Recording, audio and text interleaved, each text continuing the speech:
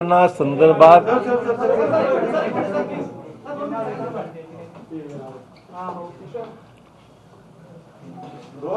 मराठा आरक्षणासंदर्भात आज राज्याच्या मंत्रिमंडळाने सन्मान्य मुख्यमंत्री उद्धवजी ठाकरे, उपमुख्यमंत्री अजित पवार आणि सर्व मंत्रिमंडळ सहकारी यांनी विद्यमान परिस्थितीचा आज त्या ठिकाणी आढावा घेतला। आपल्या सर्वांना कल्पना आहे की मंत्रिमंडळासमोर यायच्या अगोदर मराठा आरक्षणासंदर्भामध्ये सन्मान्य मुख्यमंत्री आणि मंत्रिमंडळातील सर्व उपसमिती जी आहे यांच्या वतीने दोन्ही सभागृहाचे सन्मान्य विरोधी पक्ष नेते, विविध विभागाचे मंत्री, विविध संघटनांचे प्रतिनिधी आणि सर्व विधितज्ञ जे आहेत यांच्यासोबत या विषयावर सखोल चर्चा ही वेळोवेळी आम्ही सर्वांनी केलेली आहे। आणि जे काही सिनियर काउन्सिल्स आहेत दिल्लीमध्ये, जे सर्वोच्च न्यायालयामध्ये मराठा आरक्षणाच्या बाजूने बाजू मांडणारे सर्व जे शासनाचे प्रतिनिधी म्हणून श्री पटवालिया, श्री मुकुल रोहतगी, श्री थोरात, अन्य संघटनांच्या वतीने अपियर होणारे सर्व जे सिनियर काउन्सिल्स आहेत, श्री कपिल सिब्बल आहेत, अभिषेक मनु सिंघवी आहेत, रफिक दादा आहेत, चंद्र उदय सिंह आहेत, अन्य बरेच लोक आहेत, 10-12 इंटरव्हिनर्स आहेत। यांच्या सर्वांचे अर्ज त्यांच्याशी आम्ही सल्लामसलत केला, सिनियर काउन्सिलशी सल्लामसलत केला, विरोधी पक्ष नेत्यांशी सल्लामसलत केला।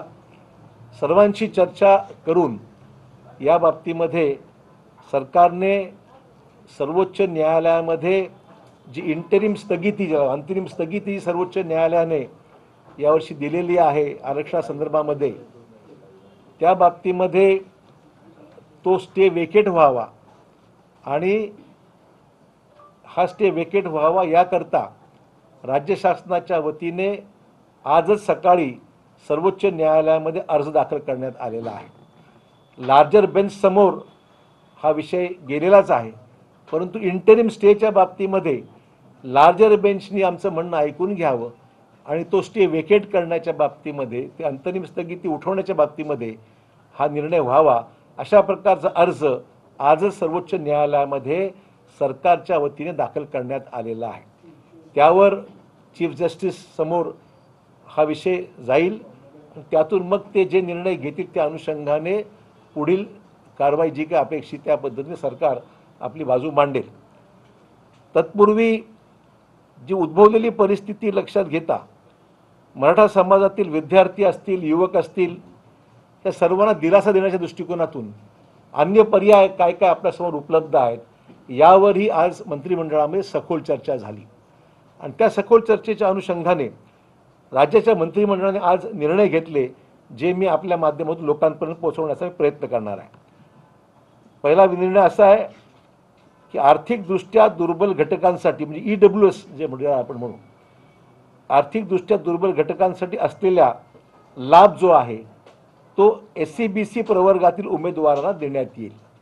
आतापर्यंत जे चॅनल बंद होतं मध्यंतरी, कारण दोन्ही बेनिफिट मिळून अशा पद्धतीचा तो विषय होता, परंतु आता इथे स्थगिती मिळाल्यामुळे ज्या सवलती आर्थिक दुर्बल घटकांसाठी EWS मध्ये ज्या देण्यात येत होत्या त्याचा लाभ आता SC-BC प्रवर्गातील उमेदवारांना देण्यात येईल। त्याचबरोबर राजश्री छत्रपती शाहू महाराज शिक्षण शुल्क शिष्यवृत्ती जी आहे ही योजना पूर्वी SC-BC विद्यार्थ्यांसाठी लागू करण्यात आली होती, ती तशीच आता EWS मध्ये असलेल्या विद्यार्थ्यांना लागू करण्यात येईल। राज्य शासनाने या वित्तीय वर्षासाठी 600 कोटी रुपयांचा निधी मंजूर केलेला आहे या शिष्यवृत्तीकरता। ज्यादा निधीची आवश्यकता भासल्यास त्याची सुद्धा तरतूद अधिक करता येईल। त्यानंतर डॉक्टर पंजाबराव देशमुख वसतिगृह निर्वाह भत्ता योजना पूर्वी SC-BC प्रवर्गासाठी लागू होती, ती तशीच आता EWS मध्ये असलेल्या विद्यार्थ्यांकरता सुद्धा लागू करण्यात येईल। त्यासाठी 80 कोटी इतकी तरतूद करण्यात आली आहे। यासाठी पूर्ण निधी उपलब्ध करून देण्यात आलेला आहे। ज्यादा निधीची आवश्यकता असेल तर त्याची सुद्धा तरतूद निश्चितच केली जाईल। त्याचबरोबर उच्च व तंत्र शिक्षण विभागामार्फत डॉक्टर पंजाबराव देशमुख वसतिगृह निर्वाह योजना जी आहे ती शासकीय व इतर इमारतीमध्ये आर्थिकदृष्ट्या दुर्बल घटकातील विद्यार्थ्यांकरिता वसतिगृह चालवण्याकरता नोंदणीकृत संस्थांना देण्याची योजना राबवण्यात येते। ही योजना अधिक गतिमान केली जाईल। ती मधल्या सरकारने जाहीर केलं पण प्रत्यक्ष त्याच्यामध्ये फार गती आली नाही। आता त्या योजना सुद्धा विद्यमान सरकारकडून त्याला गती देण्यात येईल। त्याच्या ज्या अडचणी असतील त्या दूर करून कालबद्ध कार्यक्रम आखून त्यांना त्या योजनेला गती देण्यात येईल। त्याचबरोबर सारथीच्या बाबतीमध्ये भरीव निधी व मनुष्यबळ उपलब्ध करून देण्यात येईल। सारथी संस्थेने या वर्षाकरता 130 कोटीची मागणी केलेली आहे, ती त्यांना देण्यात येईल आणि त्याच्यापेक्षाही जास्त निधी जर लागलं तर त्याच्यापेक्षाही जास्त निधी निश्चित देण्यात येईल। अण्णासाहेब पाटील आर्थिक मागास विकास महामंडळाकडे बेरोजगार तरुणांना व्यवसायासाठी आर्थिक मदत देण्यात येत आहे। यासाठी भाग भांडवल म्हणून 400 कोटी रुपये हे वाढवण्यात आलेले आहेत। त्यालाही जादा निधीची गरज असेल अण्णासाहेब पाटील महामंडळात तो सुद्धा देण्याची भूमिका कॅबिनेटने स्वीकारलेली आहे। तरतुदीपेक्षा जास्त आवश्यकता ती पण देण्यात येईल। मराठा क्रांती मोर्चामध्ये मृत्युमुखी पडलेल्यांच्या वारसांना महाराष्ट्र राज्य मार्ग परिवहन महामंडळात नोकरी देण्याबाबत शासनाने निर्णय घेतलेला आहे। त्याप्रमाणे कारवाई करण्यात येत आहे। प्रस्ताव जसे प्राप्त होतील त्यामधून 1 महिन्याच्या आत शासनाकडून अडचण काही नाही, परंतु काही लोकांचे वारसा हक्काचे विषय आहेत, कोणाच्या नावाने नोकरी देणे असे काही विषय त्यांच्याकडे असतील, त्यालाही मार्ग कायदेशीर बघावं लागेल। परंतु त्यांना 1 महिन्याच्या आत परिवहन महामंडळामध्ये रुजू करून देता येईल। त्यानंतर मराठा क्रांती मोर्चामध्ये आंदोलकांवरील दाखल करण्यात आलेले गुन्हे मागे घेण्याची कारवाई सध्या सुरू आहे। आज मिती शासनाकडे फक्त 26 प्रकरणं प्रलंबित, बाकी सर्व प्रकरणं मार्गी लागलेली, all cases have been withdrawn. आता ज्याच्यामध्ये पोलिसांवर हल्ले झालेले आहेत, गंभीर प्रकरण आहेत तो विषय वेगळा, परंतु नॉर्मल कोर्समध्ये मोर्चा काढण्यासंदर्भातले जे काही गुन्हे दाखल झालेले आहेत ते बहुतांश मागे घेतले। ते फक्त 26 प्रकरणं प्रलंबित आहेत, ते सुद्धा 1 महिन्याच्या आत मागे घेण्यासंदर्भातली कारवाई ही पूर्ण करण्यात येईल। तर हे महत्त्वाचे निर्णय हे घेण्यात आलेले आहेत आणि SCBCच्या प्रवर्गामध्ये बसणाऱ्या लोकांचे सर्टिफिकेट लागतात, त्याला जे काही प्रोसेस आहे त्याला कुठल्याही बाधा येणार नाही यासाठी सरकारने निर्देश दिलेले आहेत की त्याला सर्टिफिकेट देण्याची प्रक्रिया आहे। खरं म्हणजे शासनाने असा कुठलाही प्रतिबंध केला नव्हता, परंतु खालच्या पातळीची जरा योजना जी आहे सर्टिफिकेट किंवा जी काही प्रक्रिया आहे ती थोडी थंडावली होती मधल्या काळामध्ये। तर त्यांना क्लिअर इन्स्ट्रक्शन्स आहेत की SCBCच्या प्रवर्गामध्ये ज्या काही अटी शर्तीमध्ये बसणारे जे लोक असतील त्यांना SCBCचं प्रमाणपत्र संदर्भातली जी काही प्रोसेस आहे ती जलद गतीने त्याचा निपटारा व्हावा आणि सर्टिफिकेट्स त्यांना SCBC देण्यात यावी। अशा प्रकारचे हे जवळपास 9 निर्णय आज राज्य शासनाच्या मंत्रिमंडळाने आज सर्वसंमतीने एकमताने घेतलेले आहेत। सर, प्रामुख्याने आपण EWS लागू करण्याचा निर्णय घेतलेला आहे। अनेक लाभ EWSचे मराठा समाजातील विद्यार्थ्यांना दिले जातील, पण यापूर्वी या सगळ्या विद्यार्थ्यांनी किंवा नोकरीसाठी इच्छुक विद्यार्थ्यांनी SCBCचं सर्टिफिकेट काढलेलं आहे, प्रमाणपत्र काढलेलं आहे। आता पुन्हा त्यांना नव्याने EWSचं प्रमाणपत्र काढावं लागेल। असं SCBCच्या संदर्भात नोकरी विषयाचा जो प्रश्न आहे सुप्रीम कोर्टाने स्पेसिफिक त्याच्यामध्ये काही गोष्टी नमूद केलेल्या आहेत, ते तपासण्याची कारवाई सध्या सुरू आहे। मग ते नोकरीच्या बाबतीमध्ये असो किंवा ॲडमिशन्सच्या बाबतीमध्ये असो, हा जो विषय आहे तो सुप्रीम कोर्टाच्या ज्या जजमेंटमुळे काही प्रश्न नव्याने समोर आलेले आहेत, ते तपास अजून त्याच्यामध्ये निर्णय व्हायचा यासाठी, कारण त्याच्यामध्ये काही लीगल इश्यूज आहेत, ते तपासून त्याच्यामध्ये सुद्धा सकारात्मक भूमिका घेण्याची सरकारची तयारी आहे। EWSचं प्रमाणपत्र काढावं लागेल का? नोकरभरती या ठिकाणी जाहीर केल्या, त्यांना मराठा आरक्षणाचा लाभ मिळणार नाही। आता असं आहे की आता जोपर्यंत इंटरिम आदेश आहेत, आता सगळ्या गोष्टीचा सर्वंकष विचार करून ज्या गोष्टी शक्य आहेत ते जवळपास 9 मुद्द्यांवर निर्णय आज झालेले आहेत आणि जसे जसे इतरही विषय आमच्यासमोर येतील ते सुद्धा सुप्रीम कोर्टाचा निर्णय आणि राज्य मंत्रिमंडळाच्या कक्षेमध्ये येणारे जेवढे विषय आहेत ते जसं जसं येतील त्यामध्ये सुद्धा वेळोवेळी सरकार निर्णय घेईल। सर, EWS प्रमाणपत्र लवकरात लवकर मिळावं यासाठी काय सूचना दिल्या जातील का? कारण आता बरेच शैक्षणिक प्रवेश सुरू झालेले आहेत, विद्यार्थ्यांनी मराठाचं म्हणजे SCBCचं प्रमाणपत्र काढलेलं आहे, ते सुद्धा ताबडतोब देण्याची आम्ही प्रक्रिया केलेली आहे आणि SCBC सर्टिफिकेट असेल की EW संदर्भातली जी कारवाई असेल त्याला सुद्धा विनाविलंब तातडीने ते हे करावे, लोकांनी पेपर सबमिट करावे, तातडीने ते सुद्धा मार्गी लावण्यात येईल. साहेब, ज्या ऍडमिशन प्रक्रिया थांबल्या आहेत त्या पुढे कशा सुरू करणार? कारण 11वीच्या किंवा ज्या इतर प्रक्रियांवर सध्या स्टे होता, ते थांबण्यात आलं होतं. त्याच्यामध्ये असं आहे की सुप्रीम कोर्टाने जे निर्देश दिलेले आहेत त्यामध्ये बरंचसं प्रॉब्लेम्स त्याच्यामध्ये काही ठिकाणी समोर आलेले आहेत. ते तपासण्याचं काम सध्या लॉ अँड ज्युडिशरी डिपार्टमेंट आहेत, कायदेशीर सल्लागार आहेत, त्यांच्याशी त्याच्यामध्ये मार्ग कसा काढता येईल हा आमचा प्रयत्न आहे. विद्यार्थ्यांची की जुनी ऍडमिशन प्रक्रिया झालेली आहे ती पुन्हा नव्याने होणार की आहे ती प्रक्रिया पुढे जाणार? कारण आता हा निर्णय अजूनही प्रलंबित आहे.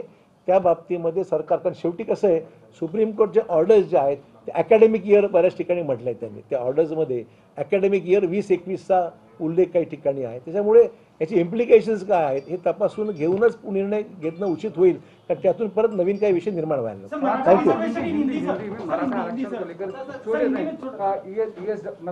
मराठा आरक्षण को मिलने वाला जो लाभ था वो सुप्रीम कोर्ट में आने तक उसको ESW में के तहत देखिए आज महाराष्ट्र की कैबिनेट ने मराठा आरक्षण के संदर्भ में बहुत गहराई से विचार विमर्श करके तकरीबन 9 फैसले आज लिए हैं. मुख्यमंत्री उद्धव जी ठाकरे, उप मुख्यमंत्री अजित पवार और सभी मंत्रिमंडल के सदस्यों ने इसमें एक ही वॉइस में ये पारित किया है. और सबसे पहले तो बात ये है कि आज सवेरे सुप्रीम कोर्ट में स्टेट गवर्नमेंट की ओर से इंटरिम स्टे जो सुप्रीम कोर्ट ने दिया है इस आरक्षण के संदर्भ में, उसको वेकेट करने के बारे में आज अर्ज दाखिल किया है सुप्रीम कोर्ट में. अब वो चीफ जस्टिस के सामने जाकर लार्जर बेंच की तरफ रिफर करने के बारे में जो हमने विनती की, उसका फैसला चीफ जस्टिस के सामने होने की उम्मीद है. हमने उसको दर्ज किया है.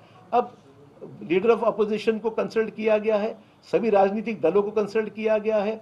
इसमें जो संगठनाएं हैं मराठा समाज के अलग अलग, उनको विश्वास में लिया गया है.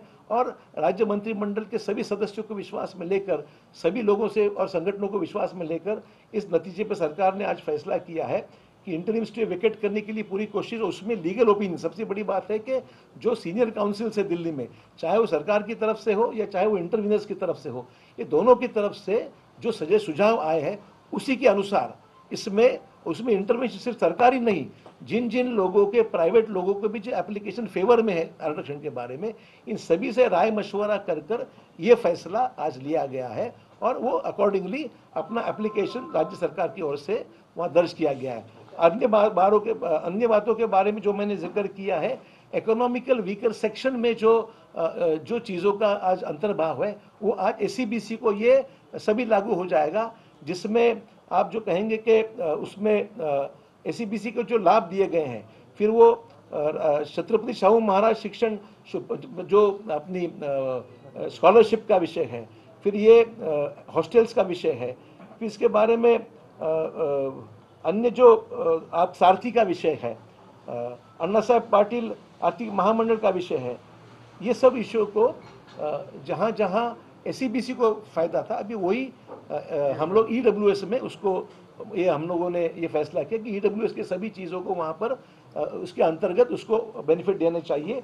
और जो लोग मराठा क्रांति मोर्चा के दौरान जिनके ऊपर पुलिस केसेस हुए हैं, उनके गंभीर मामलों को छोड़कर बाकी सब विड्रॉ हो गए. सिर्फ 26 केसेस हैं अभी जो विड्रॉ होना है.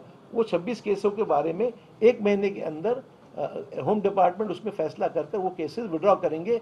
सिर्फ जहां गंभीर मामले हैं, जहां पुलिस पे अटैक हुआ है, जहां पर कोई प्रूफ्स अवेलेबल है, उसके बारे में थोड़ा सा मामला कोर्ट के फैसले के अधीन वो रहेगा. और जिन लोगों की जानें चली गई है, जो इसमें जान खो चुके हैं इस आंदोलन में, उनके जो लीगल हेयर्स हैं, उनको राज्य MSRTC या स्टेट ट्रांसपोर्ट कॉरपोरेशन में 1 महीने के अंदर उनको नौकरी दी जाएगी. उनको जो भी लीगल हेयर्स है उनको वहाँ पर समावेश करेंगे. तो ये ऐसे कुल मिलाकर 9 फैसले हैं जो स्टेट गवर्नमेंट लिए हैं.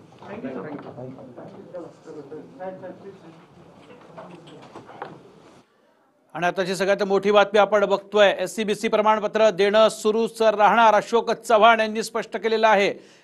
राज्य मंत्रिमंडळाची बैठक आत्ताच संपलेली आहे आणि त्यात महत्त्वाचे निर्णय घेण्यात आलेले आहेत. अंतरिम स्थगिती हटवण्यासाठी विनंती करणार असल्याचं देखील त्यांनी स्पष्ट केलं. EWCचा लाभ मराठा समाजाला देणार असं देखील चव्हाण म्हणाले. आताची सगळ्यात मोठी बातमी, एससीबीसीच्या विद्यार्थ्यांसाठी 600 कोटी, आंदोलनातील मृतांच्या नातेवाईकांना नोकरी देणार. सारथीला 130 कोटींची भरीव मदत जी आहे ती दिली जाईल. आताची ही एक मोठी बातमी आपण बघतोय. मंत्रिमंडळाच्या बैठकीत मराठा आरक्षणावरती चर्चा झाल्याचं चव्हाणांनी म्हटलं. सर्वोच्च न्यायालयात बाजू मांडणाऱ्या काउन्सिलशी आता चर्चा करणार आहोत. मराठा आंदोलनातील गुन्हे मागे घेणार असल्याचं देखील चव्हाणांनी स्पष्ट केलं. आताची मोठी बातमी आपण बघतोय. एससीबीसी प्रमाणपत्र देणं सुरूच राहील हे देखील त्यांनी सांगितलं. मराठा आरक्षणासाठी सगळे प्रयत्न केले जातील असं चव्हाणांनी स्पष्ट केलं.